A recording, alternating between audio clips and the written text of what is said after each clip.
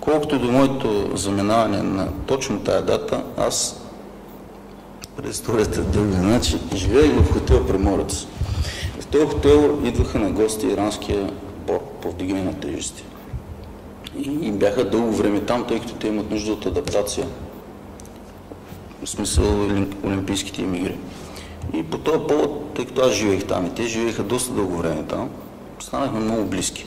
Отделно от това, Антон Коджибашев, тогавашният президент на Българската федерация по вдигане на тежести, също много близък мой приятел, семейен наш приятел и така нататък. Заедно с президента на асоциацията ирански и така нататък, покрай нашето приятелство така възникна по-скоро от иранците поканата ми да отида на световното по вдигане на тежести в Варшава. Това беше 6-7 месеца по-рано. Впоследствие дори Коджибашев ми се обиди сериозно. Започна да ме притиска за да дам съгласие, да декларирам, че наистина ще присъствам и така нататък, тъй като беше свързано с протокол. Ставаше въпрос за делегация и прочее, да не обидим иранците, да не обидим и други, както и самия него, защото той е доста близък наш приятел. И аз бях обещал определено, че ще отида.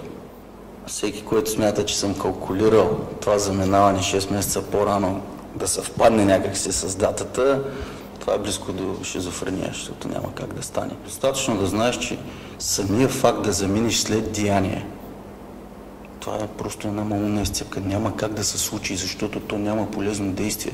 За да гарантираш сигурността си, трябва да избягаш в аванс, а не да избягаш постфактум. Защото нищо не гарантира вашето избягване. Успеха на това избягване не може да бъде гарантиран. Няма как да стане това нещо. Нечето не може да гарантира напускането.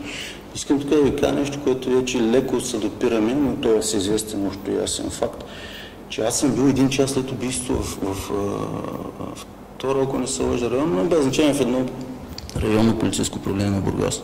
Отишъл съм там, бяха ми снети обтривки и така нататък, явно съм бил подозиран за извършител, вероятно и така нататък. В същото време, естествено, в пространството витаеше медийното само такова. Подчертавам, че добре е да проверите в полицейските сводки. Трудно издържа тая теза, че аз и този човек имаме конфликт.